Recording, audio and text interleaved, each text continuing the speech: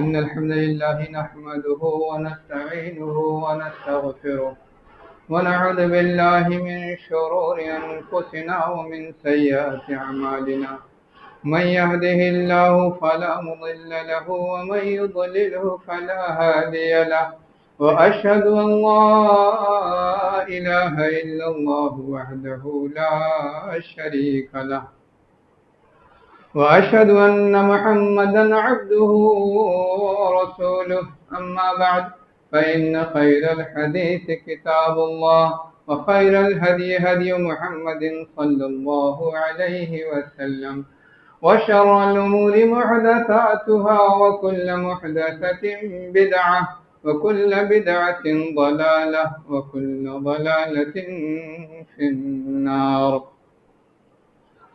يا أيها الذين آمنوا اتقوا الله حق تقاته ولا تموتن إلا وأنتم مسلمون. يا أيها الناس اتقوا ربكم الذي خلقكم من نفس واحدة وخلق منها زوجها وبث منهما رجالا كثيرا ونساء واتقوا الله الذي تساءلون به والأرحام إن الله كان عليكم رقيبا. يا أيها الذين آمنوا اتقوا الله وقولوا قولا سديدا يصلح لكم أعمالكم ويغفر لكم ذنوبكم ومن يطع الله ورسوله فقد فاز فوزا عظيما. وقال الله تبارك وتعالى في كلامه المجيد: أعوذ بالله من الشيطان الرجيم بسم الله الرحمن الرحيم.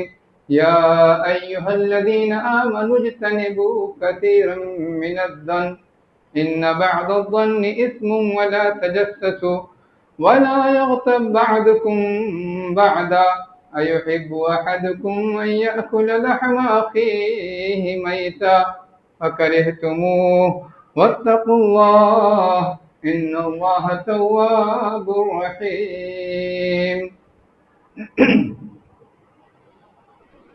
تمام قسم کی تعریف، حمد و ثنا، بڑائی و بزرگی، عبادت و بندگی اور نظر و نیاز اس رب العالمین کے لیے جو اس پوری کائنات کا خالق و مالک ہے، ہمارا بھی خالق و مالک ہے، ہمارے جسم کے ہر ایک عضو کا خالق و مالک ہے، اور جس نے ہمیں اس کائنات میں زندگی گزارنے کے لیے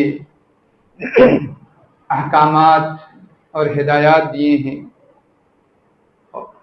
اللہ رب العالمین کی حمد و ثنا کے بعد اس کے تمام رسولوں پر درود و سلام، خصوصاً آخری رسول جناب محمد مصطفیٰ صلی اللہ علیہ وسلم پر، کہ جو رب العالمین کی ہدایت پر عمل کرنے والی وہ شخصیت ہیں کہ جنہوں نے اللہ رب العالمین کی ہدایات کے ہر حصے پر عمل کیا اور اپنے جسم کے ہر عضو کو، اپنے جسم کے ہر حصے کو اللہ رب العالمین کی ہدایت کے مطابق ایسے ڈھالا کہ وہ مکمل وجود مسلم بن گیا.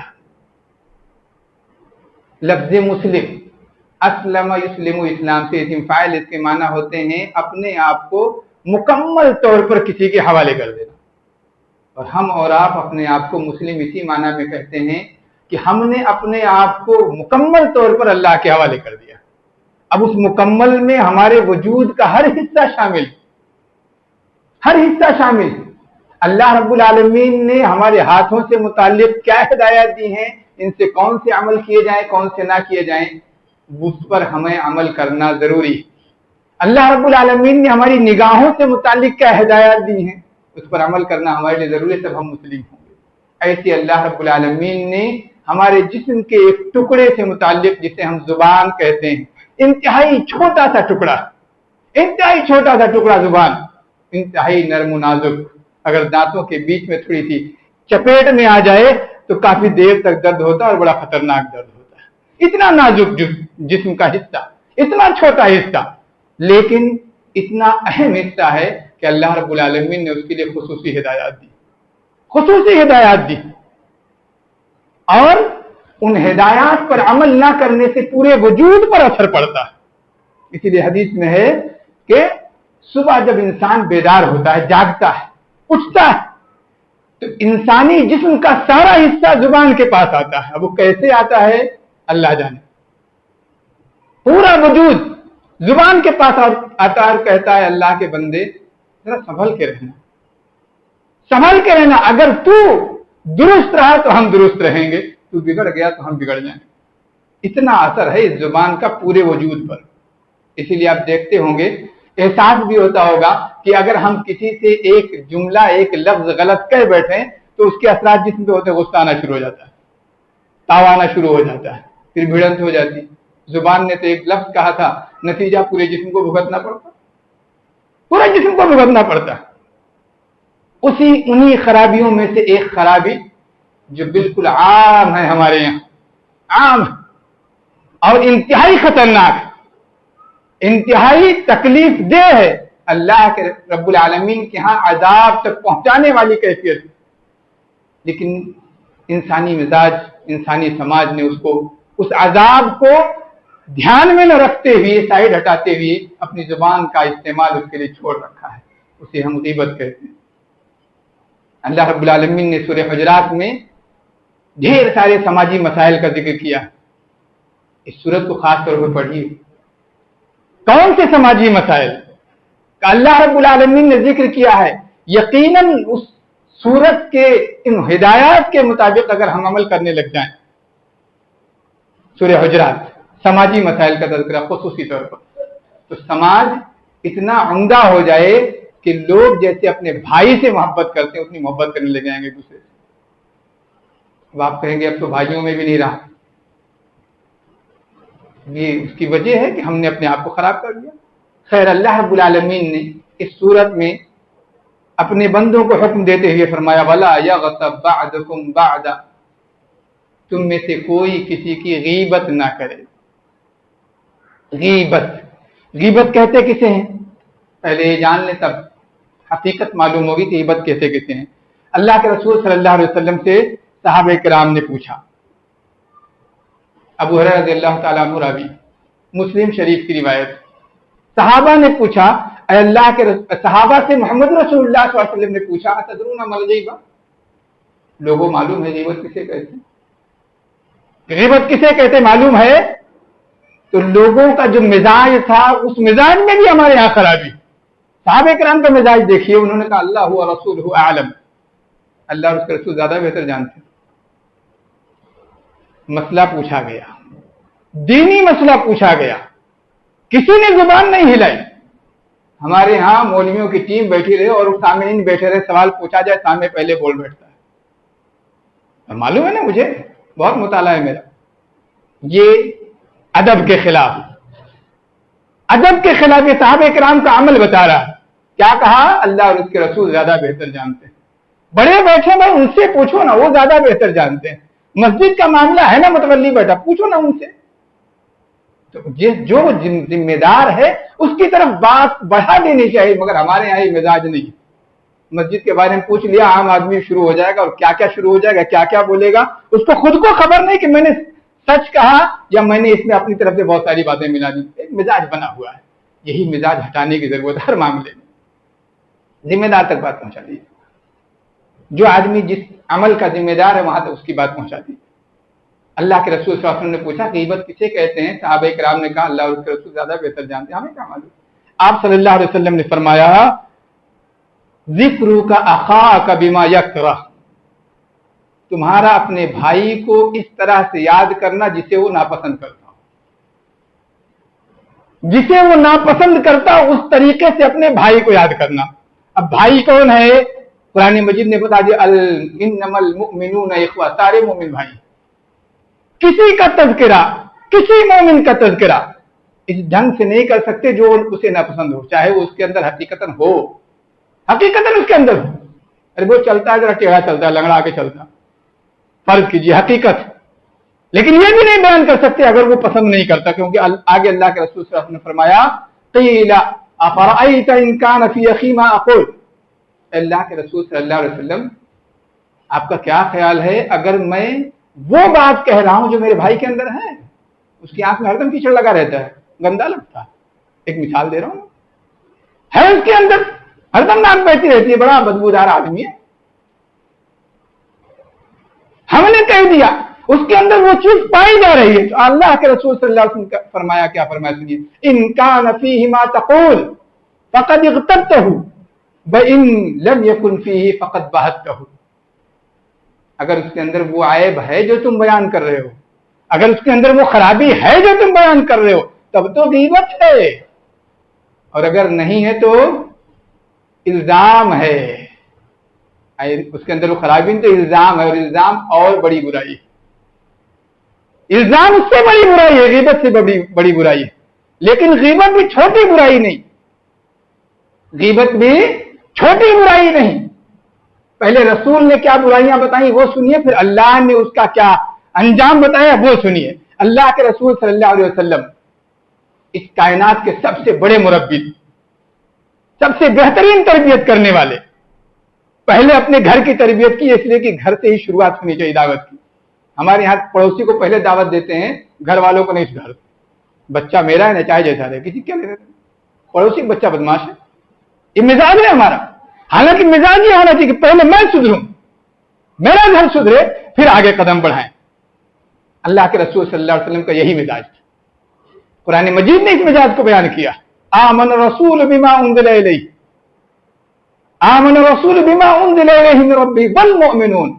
जो कुछ आसमान से उतरा पहले रसूल ईमान लाया, फिर मोमिन ईमान लाया, पहले खुद। तो मोहम्मद रसूलुल्लाह सल्लल्लाहु अलैहि वसल्लम के घर में एक मामला पेश आया, हमारे घर में भी पेश आता होगा क्योंकि इंसानी फितरत है। अब उस वाकये से हम क्या नसीहत लेते हैं, ये हमारे ऊपर। हजरत आयशा रज़ियल्लाहु अन्हा जानते होंगे, मोहम्मद रसूलुल्लाह सल्लल्लाहु अलैहि वसल्लम की सबसे चहेती, पूरी कायनात में मोहम्मद रसूलुल्लाह सल्लल्लाहु अलैहि वसल्लम को सबसे ज्यादा महबूब मर्दों में अबू बकर, औरतों में आयशा, सबसे महबूब। लेकिन सबसे महबूब भी गलती करे तो गलती है, कोई भी करे। हजरत आयशा रज़ियल्लाहु ताला अन्हा ने एक दिन मोहम्मद रसूलुल्लाह सल्लल्लाहु अलैहि वसल्लम से कहा, ऐ अल्लाह के रसूल सल्लल्लाहु अलैहि वसल्लम, हस्बुका मिन सफिय्यत कज़ा व कज़ा, यानी कसीरतन, आपके लिए तो इतनी ही बात काफी है सफिया से दूर रहने के लिए, क्यों ऐसी और वैसी, यानी नाची है। हदीस में वजाहत, कद छोटा था। हमारे यहाँ तो छोटा हो जाए तो पूरे गांव मशहूर है, नाटू नाम शुरू कर देते हैं। सिर्फ एक जुमला कहा हजरत आयशा ने, वो आयशा जो चहेती हैं, वो आयशा की गिलास में जिस जगह मुंह लगाकर पिए मोहम्मद रसूलुल्लाह सल्लल्लाहु अलैहि वसल्लम उसी जगह मुंह लगा के पीते थे। वो आयशा की जिस बिस्तर में लेटे उसी बिस्तर में अल्लाह के रसूल सल्लल्लाहु अलैहि वसल्लम उसी चादर में सोते थे। वो आयशा कि जब मोहम्मद रसूलुल्लाह सल्लल्लाहु अलैहि वसल्लम की रूह निकल रही थी, हजरत आयशा के सीने पे आपका सर था। वो आयशा कि मोहम्मद रसूलुल्लाह सल्लल्लाहु अलैहि वसल्लम के आखिरी वक्तों में जिनका थूक मोहम्मद रसूलुल्लाह सल्लल्लाहु अलैहि वसल्लम के थूक से मिला था, मिसवाक लेकर के आए थे हजरत आयशा के भाई। और आप जानते हैं मोहम्मद रसूलुल्लाह सल्लल्लाहु अलैहि वसल्लम को मिसवाक से बड़ी मोहब्बत थी, क्योंकि हमेशा आप साफ सुथरा रहना पसंद करते थे। आपने शौक से देखा, उनके भाई ने मिसवाक मोहम्मद रसूलुल्लाह सल्लल्लाहु अलैहि वसल्लम को दे दी, लेकिन आप बीमारी की वजह से इतने कमजोर थे कि मिसवाक चबा नहीं सकते थे, कूचा बना नहीं सकते थे। हजरत आयशा ने लिया, कूचा बनाया और आपको दे दिया। तो गोया आखिरी मर्तबा हजरत आयशा का लुआब दहन मोहम्मद रसूलुल्लाह के लुआब दहन से इतनी प्यारी कि मरजुल मौत में मोहम्मद रसूलुल्लाह सल्लल्लाहु अलैहि वसल्लम हर बीवी से पूछते कल मेरा नंबर कहां होगा। और सारी बीवियों ने समझ लिया कि शायद आयशा के घर में रहना चाहते हैं। कहा अल्लाह के रसूल आप जहां रहना चाहें। इजाजत मिल गई हजरत आयशा के हुजरे में। इतनी प्यारी ने एक जुमला कहा दूसरी बीवी से मुताल्लिक, जुमानी बात है, हजरत आयशा से कम प्यारी। क्या कहा? उसका नाटा होना आपके लिए काफी है ना, उससे क्यों इतनी मोहब्बत करते हैं? मोहम्मद रसूलुल्लाह सल्लल्लाहु अलैहि वसल्लम ने क्या कहा वो आप सुने, और सिर्फ सुने नहीं, अल्लाह से दुआ करें कि वो कलिमा हमारे दिलों में बैठ जाए। अल्लाह से दुआ करें कि उस मिजाज, वो मिजाज जो रसूलुल्लाह सल्लल्लाहु अलैहि वसल्लम बनाना चाहते थे उम्मत का, वो मिजाज हमारा बन जाए। मेरा भी बने, आपका भी बने, सबका बने। क्या कहा मोहम्मद रसूलुल्लाह सल्लल्लाहु अलैहि वसल्लम ने? कहा لقد قلت کلمۃ لو مزجت بماء البحر لمزجته. عائشہ تو دلاری صحیح، عائشہ تو مجھے پیاری صحیح، لیکن تو نے جو جملہ کہا ہے وہ جملہ اتنا خطرناک ہے، اتنا زہریلا ہے کہ اگر سمندر میں ملا دیا جائے سمندر کا پانی گدلا ہو جائے گا، نمکین ہو کر کے وہ کڑواہٹ آ جائے گی، اس کے اندر خرابی پیدا ہو جائے سمندر میں. سمندر چھوٹا ہے کیا؟ مطلب بتانا یہ مقصد ہے کہ یہ بات اتنی خراب ہے کہ یہ سماج کا جو سمندر ہے انسانوں کا، سارا سمندر خراب ہو جائے گا. ہر زبان پہ یہ لفظ نکلنا شروع ہو، ناٹی، کالی، ایسی ویسی، اور نتیجہ کیا ہوگا کہ ایک شخص اس سمندر میں گزرے گا جدھر سے بھی تو اسے گندگیاں محسوس ہوں گی. کتنی پیاری نصیحت ہے محمد رسول اللہ صلی اللہ علیہ وسلم کو. اور کس کو ہے یہ آپ نے سن لیا؟ کس کے بارے میں یہ بھی سن لیا؟ حضرت صفیہ رضی اللہ تعالی عنہا یہ یہودن تھی، غزوہ خیبر میں پکڑی گئی تھی. ان کے باپ کا نام حیی بن اخطب. حیی بن اخطب محمد رسول اللہ صلی اللہ علیہ وسلم کا انتہائی سخت دشمن تھا، انتہائی سخت دشمن، لیکن یہودیوں کا سردار. اللہ کے رسول صلی اللہ علیہ وسلم نے نکاح کرنے کے بعد کتنی عزت دی، آپ اندازہ کیجیے، کتنی عزت دی. دشمن کی بیٹی، وہ بھی مارا گیا. جن سے حضرت صفیہ کا نکاح ہوا تھا وہ بھی مارا گیا. اتنے بڑے دشمن تھے. خیبر میں جب جنگ ہوئی تو مارے گئے تھے، لیکن اس کو اتنی عزت کی، اس کے بارے میں ایک جملہ بھی اگر کہے کوئی تو برداشت، اس لیے کہ وہ اپنا ہو گیا، اپنا ہو گیا. یہ اللہ کے رسول صلی اللہ علیہ وسلم کا مزاج تھا. اسی لیے آپ صلی اللہ علیہ وسلم نے ایک دوسری روایت میں ایک دن آپ صلی اللہ علیہ وسلم صحابہ اکرام کے ساتھ بیٹھے ہوئے تھے، اور یہ بھی روایت حسن ہے، علامہ البانی نے اس کو حسن کہا ہے، حضرت امام احمد نے مسند احمد میں اس کو ذکر کیا ہے. جابر بن عبداللہ رضی اللہ تعالیٰ عنہ راوی کہتے ہیں کہ ہم صحابہ کرام محمد رسول اللہ صلی اللہ علیہ وسلم کے ساتھ بیٹھے ہوئے تھے ایک محفل میں. اچانک ایک بدبودار ہوا آئی، جھونکا آیا بدبودار ہوا کا. آپ صلی اللہ علیہ وسلم نے پوچھا، ارے بھائی کہاں سے بدبودار ہوا آئی؟ کچھ سمجھا؟ بدبودار ہوا کہاں سے آئی؟ خبر لگی؟ نالا تو ہے نہیں قریب میں، تو کون سے نالے کی بو آئی ہے؟ آپ صلی اللہ علیہ وسلم نے فرمایا، اتدرون ما هذه الريح؟ هذه ريح الذين يغتابون المؤمنين. یہ بدبودار ہوا ان لوگوں کی زبان سے نکلی ہے جو مومنوں کی غیبت کر رہے ہیں. کہیں گے یہاں تو ہم کو گٹکے کی بو آتی ہی نہیں، سگریٹ کوئی پی رہا ہو تب بھی ہمیں مزہ آتا ہے، بو آتی ہی نہیں، تو غیبت کی بو کہاں سے محسوس ہوتا؟ بڑا مزہ آتا ہے. یہ تصور ہے ہمارا، اور اس لیے تصور ہے کہ ہمارے اندر سے ایمان کا وہ ذوق ختم ہو گیا جس ذوق کی بنیاد پر برائیوں میں بدبو محسوس ہوتی ہے. ایمانی ذوق، ایمان کا ذوق، ایمان جن چیزوں کو چکھنا جانتا ہے وہ ہے نہیں، اس لیے ہم سمجھ نہیں پاتے. اسی لیے ہے حدیث میں کہ اگر کوئی شخص غیبت کرتا ہے تو فرشتے اس کی بدبو سے 1 میل دور بھاگ جاتے ہیں. عجیب، فرشتے بڑی پاکیزہ مخلوق ہے، بدبو محسوس ہوتی ہے انہیں. جیسے ہم میں سے اگر کوئی شخص پاکیزہ ہو، بیڑی سگریٹ سے دور رہتا ہو، ان کی بدبو اس کے لیے بہت قریب محسوس ہوتی ہو، اور اگر کوئی پینے لگ جائے تو بار بار اپنی ناک پر ہاتھ رکھتا ہے، رومال سے چھپا لیتا ہے، دور ہٹ جاتا ہے. بھاگتا کیوں؟ بھاگتا بدبو ہے. لیکن جو پینے لگ جائے اسے کوئی فرق نہیں پڑتا، بلکہ وہ تو بھائی مانگے گا بھی ایک مجھے بھی دے، اس لیے کہ اسے اس میں مزہ آتا. تو اللہ کے رسول صلی اللہ علیہ وسلم نے فرمایا کہ یہ بدبودار ہوا ان غیبت کرنے والوں کی وجہ سے جو غیبت کر رہے اپنے کسی مسلمان بھائی کا، یہ بڑی عجیب چیز ہے. اسی طرح اللہ کے رسول صلی اللہ علیہ وسلم فرماتے ہیں کہ جب مجھے معراج میں لے جایا گیا، معراج جانتے ہیں نا، اللہ کے رسول صلی اللہ علیہ وسلم کو اللہ رب العالمین نے آسمانوں پہ بلایا، بلندیوں پہ بلایا، اور مانی بات ہے اتنی عظمت اللہ کے رسول صلی اللہ علیہ وسلم کو اللہ کی جانب سے ملی. کہتے ہیں جب مجھے معراج پر لے جایا گیا تو میں ایک ایسی جماعت، ایسی قوم کے پاس سے گزرا جن کے پاس تانبے کے ناخن لگے ہوئے تھے.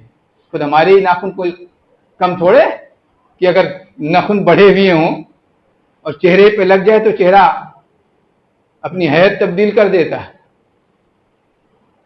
اور وہ بھی اگر नाखून किसी और चीज के लगा लिए जाए, तो तांबे के नाखून हैं, वो उससे अपने चेहरों को और अपने जिस्म को नोच रहे हैं उस नाखून से। मानी बात, उस नाखून से अगर नोचे तो चमड़ा भी उधड़ेगा, गोश्त भी उधड़ेगा और जिस्म की हैयत और कैफियत सब तब्दील हो जाएगी।